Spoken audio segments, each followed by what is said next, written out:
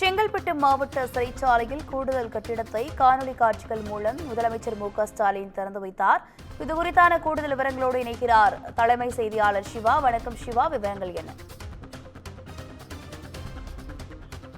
தமிழ்நாடு முதலமைச்சர் மு.க.ஸ்டாலின் பல்வேறு துறைகளில் நிறைவடைந்திருக்கக்கூடிய திட்டப்பணிகள், பல்வேறு முக்கிய திட்டப்பணிகளை தொடங்கி வைத்து தற்போது அதுக்கான பணிகளை முதலமைச்சர் மு.க.ஸ்டாலின் தொடங்கி வைத்திருக்கிறார். குறிப்பாக சிறைகள் மற்றும் சீர்திருத்த பணிகள் துறையின் சார்பில் 9,45,25,000 ரூபாய் செலவில் திண்டிவனத்தில் கட்டப்பட்டிருக்கக்கூடிய கிளை சிறை கட்டடம் மற்றும் செங்கல்பட்டு மாவட்ட சிறைச்சாலையில் கட்டப்பட்டிருக்கக்கூடிய கூடுதல் கட்டடம் ஆகியவற்றை தமிழ்நாடு முதலமைச்சர் மு.க.ஸ்டாலின் தற்போது திறந்து வைத்திருக்கிறார். அதோடு மட்டுமல்லாமல் பள்ளி கல்வித்துறை சார்பில் 264 கோடியே 15 லட்சம் ரூபாய் செலவில் கட்டப்பட்டிருக்கக்கூடிய 956 புதிய வகுப்பறை கட்டடங்கள், 12 ஆய்வக கட்டடங்கள், தகைசால் பள்ளிகளில் புனரமைக்கப்பட்டிருக்கக்கூடிய பள்ளி கட்டடங்கள் மற்றும் திருவண்ணாமலையில் முதன்மை கல்வி அலுவலகத்துடன் கூடிய ஒருங்கிணைந்த கல்வி வளாகம் உள்ளிட்டவற்றையும் தமிழ்நாடு முதலமைச்சர் மு.க.ஸ்டாலின் தற்போது திறந்து வைத்திருக்கிறார். அது மட்டுமல்லாமல் ஆதி திராவிடர் மற்றும் பழங்குடியினர் நல பள்ளிகளில்